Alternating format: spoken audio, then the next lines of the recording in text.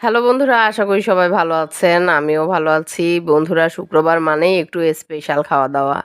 আর এই গত শুক্রবারের স্পেশাল খাওয়া-দাওয়ার মেনুতে ছিল ইয়াখনি পোলাও এবং সাথে ছিল শসার রায়তা। শুনেই তো বুঝতে পারছেন খাবারটা কতটা স্পেশাল ছিল। ইয়াখনি পোলাও এবং সাথে শসার রায়তা, আর কিছুই লাগবে না। শুক্রবারটা স্পেশাল করার জন্য এটাই যথেষ্ট। আর এই পোলাওয়ের রেসিপিটা কিন্তু অনেক সহজ। অনেক সহজে বাড়িতে আপনি ইয়াখনি পোলাও তৈরি করে দিনটাকে স্পেশাল করতে পারবেন এবং অত্যন্ত সুস্বাদু এই খাবারটা বাড়িতে বসেই উপভোগ করতে পারবেন। চলুন তাহলে দেখে নেই ঘরোয়া উপকরণে, ঘরোয়া মশলায় কিভাবে করে আমি দারুণ সুস্বাদু এই ইয়াখনি পোলাও এবং শসার রায়তা তৈরি করেছি। এই ইয়াখনি পোলাও তৈরি করার জন্য প্রথমে লাগছে মাংস। আমি এখানে 1 কেজি পরিমাণ মাংস নিয়েছি। মাংসগুলো এভাবে করে রেগুলার সাইজের কাটা এবং মাংসগুলো খুব সুন্দর করে ধুয়ে পরিষ্কার করে নিয়েছি। এবার পেঁয়াজ এবং অন্যান্য সকল উপকরণ রেডি করে নেব। আমি এখানে 8-9টি মিডিয়াম সাইজের পেঁয়াজ নিয়েছি, 4-5টি কাঁচামরিচ এবং 3-4টি শুকনো মরিচ এবং নিয়েছি আলু। 4টি মিডিয়াম সাইজের আলু সুন্দর করে ছিলে পরিষ্কার করে নিয়েছি। এই পেঁয়াজ সুন্দর করে কুচি করে নেব, কাঁচামরিচ এবং শুকনো মরিচ কুচি করে নিয়ে আলুর মাঝখানে এভাবে করে কেটে নেব। এবার মাংসের জন্য মশলা রেডি করে নেব। একটি বোলের ভেতর কুচানো কাঁচামরিচ এবং শুকনো মরিচ দিয়ে দেব। আদা বাটা দিয়ে দেব 1 টেবিল চামচ পরিমাণ। রসুন বাটা দিয়ে দেব অর্ধেক টেবিল চামচ পরিমাণ। জিরার গুঁড়া দিয়ে দেব 1 টেবিল চামচ পরিমাণ। ধনিয়ার গুঁড়া দিয়ে দেব অর্ধেক টেবিল চামচ পরিমাণ। শুকনো মরিচের গুঁড়া দিয়ে দেব অর্ধেক টেবিল চামচ পরিমাণ। গরম মশলার গুঁড়া দিয়ে দেব অর্ধেক টেবিল চামচ পরিমাণ। লবণ দিয়ে দেব 1 টেবিল চামচ পরিমাণ। গোটা গরম মশলা, এলাচ, দারুচিনি, লবঙ্গ 7-8টা করে দিয়ে দেবো এবং 2টা তেজপাতা টুকরো করে দিয়ে দিলাম। যেহেতু পোলাও রান্না করার সময় এক্সট্রা কোনো মশলা ব্যবহার করব না, তাই এখন একটু মশলার পরিমাণ বেশি করে দিয়ে দিলাম। নিয়ে নেব পোলার চাল। আমি এখানে 1.5 পোয়া পরিমাণ পোলার চাল নিয়েছি। মাংস নিয়েছি 1 কেজি এবং পোলার চাল সেই তুলনায় কম নিতে হবে। হাফ কেজি নিলেও সমস্যা হতো না, কিন্তু আমি এখানে 1.5 পোয়া পরিমাণ পোলার চাল নিয়েছি। পোলার চাল খুব সুন্দর করে ধুয়ে পরিষ্কার করে পানি ঝরিয়ে নিয়েছি। এবার চুলায় একটা প্যান দিয়ে দেবো এবং এর ভেতরে অল্প তেলের মধ্যে আলুগুলো দিয়ে আলু সুন্দর করে ভেজে নেব। আপনারা চাইলে আলু না ভেজেও দিতে পারেন। আমি এখানে সুন্দর করে নেড়েচেড়ে হাই হিটে আলুগুলো একটু ব্রাউন কালার করে ভেজে নিলাম। এবার মাংস রান্না করার জন্য প্রেশার কুকার দিয়ে দেবো। আমি প্রেশার কুকারে মাংস রান্না করে নেব। দ্রুত রান্না করার জন্য আমি প্রেশার কুকার ব্যবহার করছি। আপনারা চাইলে চুলায় ধিমা আঁচে মাংসটা সুন্দর করে রান্না করে নিতে পারেন। এবার প্রেশার কুকারের ভিতর দিয়ে দিলাম হাফ কাপ পরিমাণ রান্না সয়াবিন তেল এবং এই তেল গরম হলে কুচানো পেঁয়াজ দিয়ে দেবো অর্ধেক পরিমাণ। প্রায় 1.5 কাপ পরিমাণ কুচানো পেঁয়াজ দিয়ে দিলাম এবং এই পেঁয়াজ হালকা নেড়ে চেড়ে একটু ভেজে নিয়ে এর ভেতরে রেডি করা মাংসের মশলা দিয়ে দেবো। মশলা দিয়ে অল্প একটু পানি বাটিটা ধুয়ে দিয়ে দিলাম এবং এই পানি দিয়ে মশলা খুব ভালো করে কষিয়ে নেব। মশলা 2-3 মিনিট সুন্দর করে একটু কষিয়ে নিয়ে এর ভেতরে আমাদের পরিষ্কার করে রাখা মাংস দিয়ে দেবো এবং মাংস সুন্দর করে নেড়ে চেড়ে আলুগুলো দিয়ে দেবো।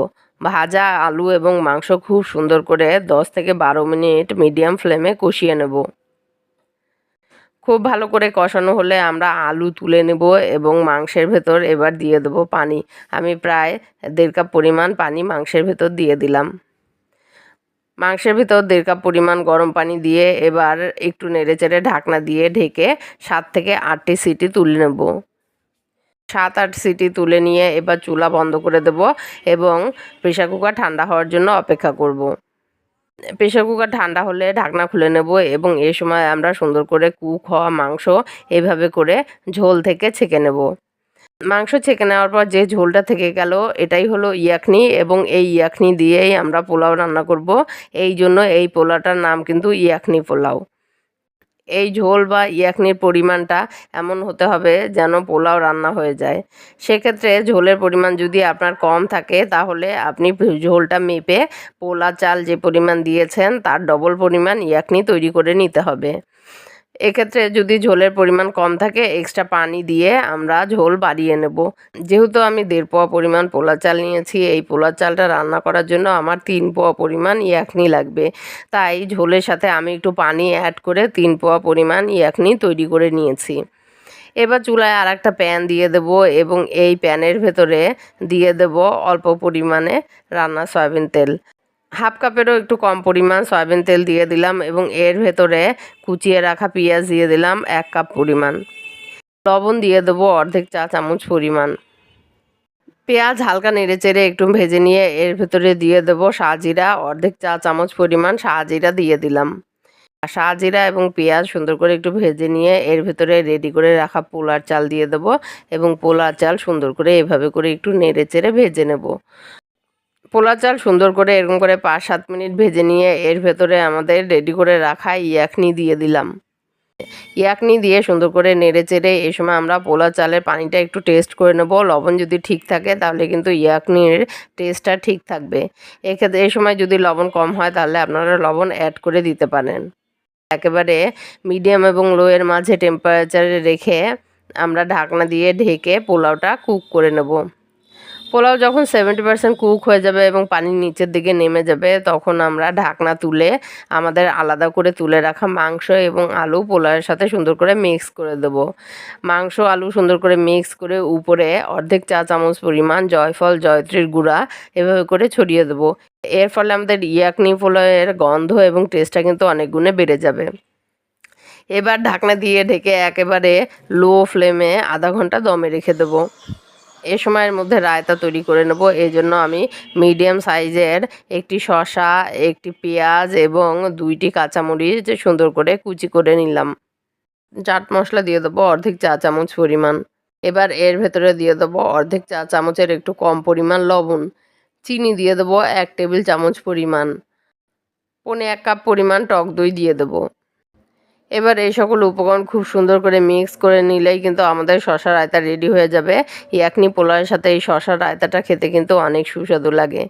এভাবে করে রায়তা রেডি করে নিয়ে আধা ঘন্টা পর আমরা পোলাওয়ের ঢাকনা খুলে পোলাওটা সুন্দর করে একটু চেলে দিলেই আমাদের ঝরঝরে ইয়াকনি পোলাও কিন্তু রেডি হয়ে যাবে। এবার এই পোলাওয়ের ওপর তৈরি করা আমাদের শসা রায়তা দিয়ে সুন্দর করে একটু গুছিয়ে পরিবেশন করব আমাদের দারুণ মজাদার ইয়াকনি পোলাও। আমি একেবারে ঘরোয়া মশলা এবং সহজভাবে কিভাবে করে সুস্বাদু রেসিপিগুলো তৈরি করা যায় সেটা দেখানোর চেষ্টা করি। আশা করি রেসিপিগুলো আপনাদের ভালো লাগে। ভালো লাগলে অবশ্যই লাইক করবেন, কমেন্ট করবেন এবং অবশ্যই বাসায় ট্রাই করবেন।